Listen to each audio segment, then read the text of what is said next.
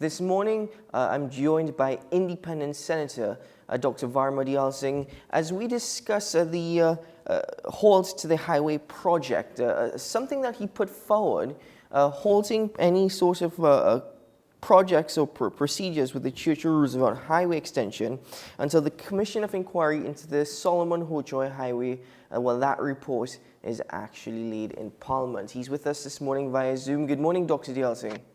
Good morning. Well, Dr. Deyalsingh, this point that you've raised as part of the motion brought forward, why do you think it's important for the government to pause until the report from the Commission of Enquiry is produced? Well, there are a variety of reasons, and one of the reasons really is that we have a commission inquiry that the government instituted looking at the Point 14 extension. And if you remember, at the time when this came about, there was a lot of political noise about it, that there was a lot of alleged corruption, things were not above the mark. And the government, in its wisdom, decided, let's have a commission inquiry appointed. And I think there was Sebastian Ventor, a retired High Court judge. Mm-hmm. There was also in this commission, there was Reginald Amor, who was in a different incarnation, I would put it. There's Fayyad Hussain, senior counsel, Vanessa Gopal, and Rishi Das, now a senior counsel. So there were esteemed men put into place with a function to look at what happened in Point 14. And it was really there to see if there were any procedural, some sort of mishaps, some sort of corruption. And there were actually they gave this inquiry three goals, really. And one of it was really to inquire whether or not the PP Ministerial Committee fulfilled its mandate, whether there was any breach of duties, and whether any criminal, civil, and proceedings should be initiated. That was one thing. The second thing, and the second mandate was, it will also examine the circumstances in which the state acquired or has taken steps to acquire properties that are no longer required, and the process by which the state and or the National Infrastructure Development Company, NIDCO, approve acquisitions and compensations. Just look at if there were corruption, if NIDCO had any sort of improvements in their procedures. Also, and this is the third one, which I looked at, where it will also recommend a process to be used in future. Now, this is something to me that was, excellent in this Commission of Enquiry. Now, a lot of persons may criticize commissions of inquiry, stating, hey, it's a lot of taxpayers' money, it's a waste of taxpayers' money. In the past, commissions of inquiries came about and nothing was actually meted out after. The recommendations were not made. So people may have criticized this. Some of it may have been politics, but I looked at beyond the politics, what could we have gotten from these gentlemen there? The recommendation. So if you have a commission of inquiry, you give them that sort of mandate, and a lot of monies will be spent in this commission of inquiry. To me, it's disrespectful for these gentlemen to go ahead now with another extension, and not wait for the opinions of these esteemed gentlemen. If I were in that committee, I would say, I would feel insulted. So I'm thinking in terms of getting a better process for the nation, for the population, we should have waited a little bit. And this was one of the reasons I gave, where it was a disrespect for the Commission of Enquiry. Mm-hmm. Now, another reason I would have had is the fact that transparency. You see, when I look at the fact that the players then, you see the players then in that Commission of Inquiry was the NIDCO management team and the Commission of Valuations. And this is the same team that is presently available, which will be looking at giving compensation to those individuals along the highway going down to Toko. So it's the same players. So yes. What are we doing different? Are we doing anything different to rest the population's unease that, something suspect may still happen? So this is why I'm looking at, we haven't gotten any sort of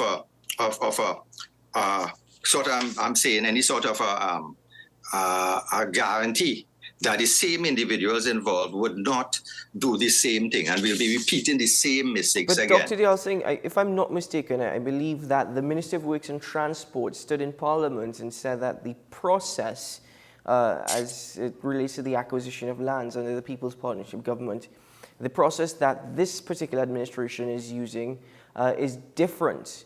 He's even offered to take you on a drive to Grandy without the use of your bus route passes to get a better understanding of why this highway is necessary or needed right now.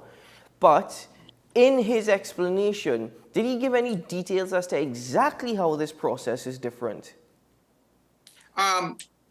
He didn't give that details in the sense that I think what he was saying is it will fall within the purview of the Commission of Evaluations and not too much NIBDEC.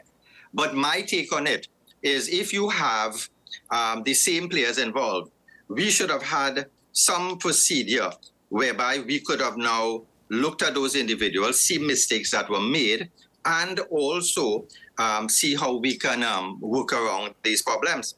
Now, you see, it's not just my opinion. As a senator, I tend to look at the opinions of other persons out there who will raise certain issues. And I think it's my duty in Parliament to raise issues. If you allow me just to read, there was an opinion given by Afra Raymond, where he actually looked at, in an article, he looked at property matters, state land acquisition.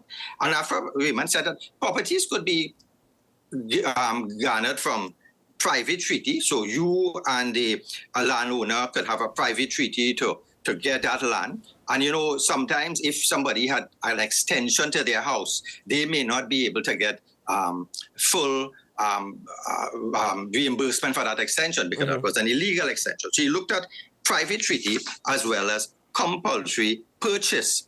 And why the Ministry of why the minister actually said we were going down compulsory purchase, because there was a instance in Tunpuna Road where they tried to get land from an individual running a bar, and they lost in the Privy Council.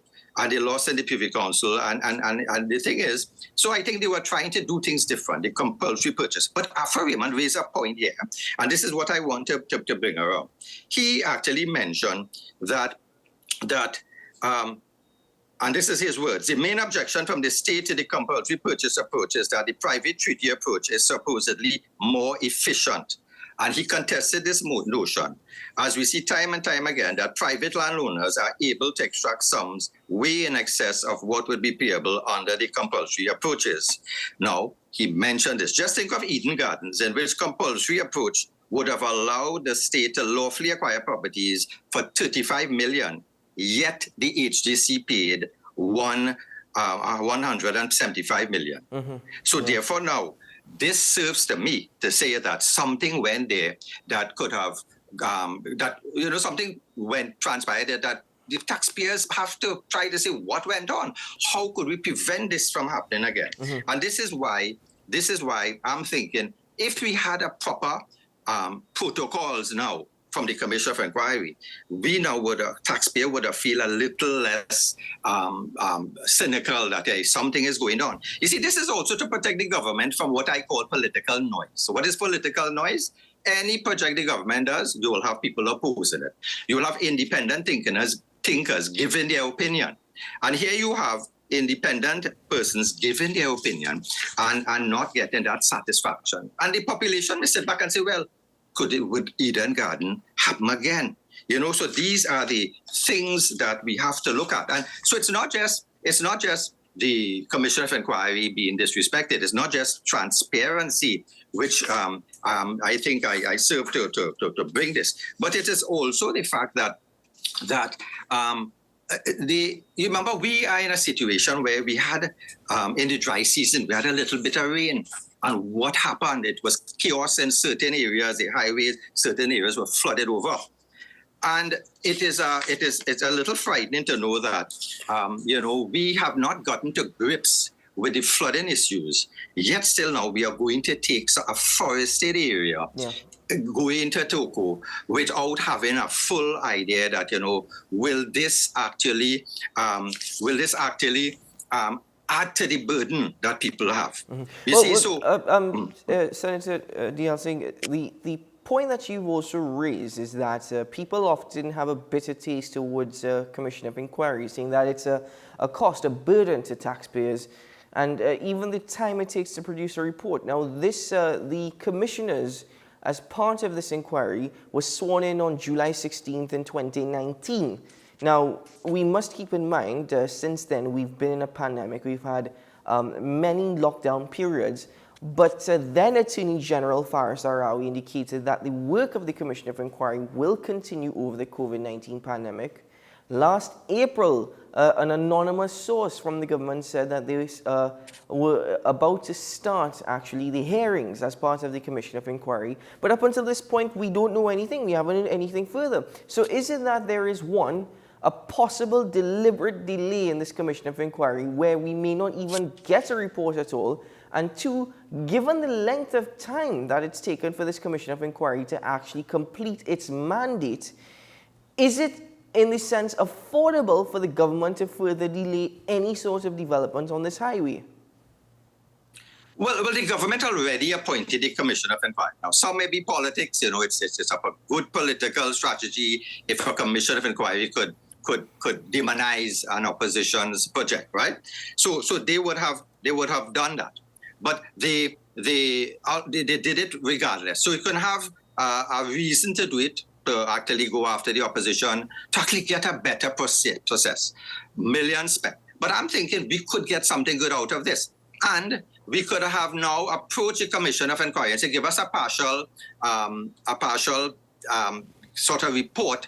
How could we do this better? The third mandate that they were given, I think we could have reached to them and reach out to them and say, give us that way, the procedures that we could do, what had gone wrong. Work on that aspect first. Because that aspect to me is the easiest aspect because you have the players here already. You have the NIPDEC officials and the evaluation department there. You have those figures there. We need to know if persons are there still, if they are going to do anything again that would be reminiscent of what happened. So the delay, is it a deliberate delay? I don't think so. I think that, some commissions of inquiry, if you realize in the past, never even got stationary. You remember when certain inquiries were started, it never even got stationary. And so it could have been that. But government could say, listen, rush this part for us. The people, out there would be looking for it. So I think it is something we could have approached these commissioners. We could have told them we wanted this part of it and proceed with it. So this was one. But remember the flooding issue in the forested area. And you see, it's not just. You see, I looked at the opinions of different persons out there, and there was remember, I always look at the Fourth Estate as a buffering force to any sort of government's indiscretions. And there was an article from Joshua Simongal from The Guardian, and that article actually looked at the business community in that area, Kamutu area. And it was stated that, this deforestation will affect probably 300 meters east of Kamutu Road and 600 meters west of Guayco Road. So what I'm saying is you have to be aware of the evidence that the EMA, their report was given. And this article by Joshua Simongal, I must say, actually brought in some discrepancies within the EMA, where the technical team initially warned the EMA that further investigation to determine the negative environmental fallout. And the article actually said it was so within that department there was some discrepancies as they to give that certificate of clearance. So unless we are satisfied that there was a certificate of clearance given, persons there would not be flooded out, and persons there were businessmen there who actually persons in Sandy Grande who give their opinions that they don't think that the cost, this, I think it was 1.7 billion that they were looking at, and you see, you have to look at the cost factor. Could we afford that now? a few meters of highway. In my opinion, and this government may have good reasons for doing this, where it may stimulate employment, it may stimulate business in the area, and development of a country. It's something that highways do help that. It will help the development. I have no problem. But the timing factor, should we now have put that monies into crime, CCTV cameras? Should we now have put that money into fixing the existing infrastructure, which is failing, infrastructure failing worldwide, into flooding, buying floodgates for individuals who are now frightened when the flood is coming, this rainy season is coming. So should we have not done that as a priority and say, listen, then afterwards we will go after this highway when we have already given the ease to the population, because there's a lot of social ease that I think that people need. And if you're going to spend money there, could we not have done it? You see, so it's a matter of timing too. Mm-hmm. So the timing is something I'm looking at that could we have afforded it? No. Mm-hmm. But as a government may have their reasons. And you see, the other factor I brought up, Peter, you remember we have not yet gotten a hold with our borders. Yes. Things are coming in, people, yes. Gun, whatnot. If you now have a highway there, if you're going to put a port there, and it's so close to the South American mainland, and, would we not now be opening up our borders more, where guns and drugs and whatnot could come in and whisk down the highway and reach wherever destination it is? So, we want development, yes, but we have to get a hold of certain things that are already causing distress, so we would not add a further burden of distress to the population. Mm-hmm. Well, Dr. Varma Deyalsingh, Independent Senator, I want to thank you very much for joining me this morning. It's been a lengthy conversation, but one I'm very much appreciative of, because you've elaborated a lot on the necessity of this report being produced before continuing the extension of the Solomon Hochoy Highway. But thank you very much, sir, for your time and for your knowledge and your information. And we look forward to any further updates as it relates to this development. Thank you. Keep well, sir. All the best.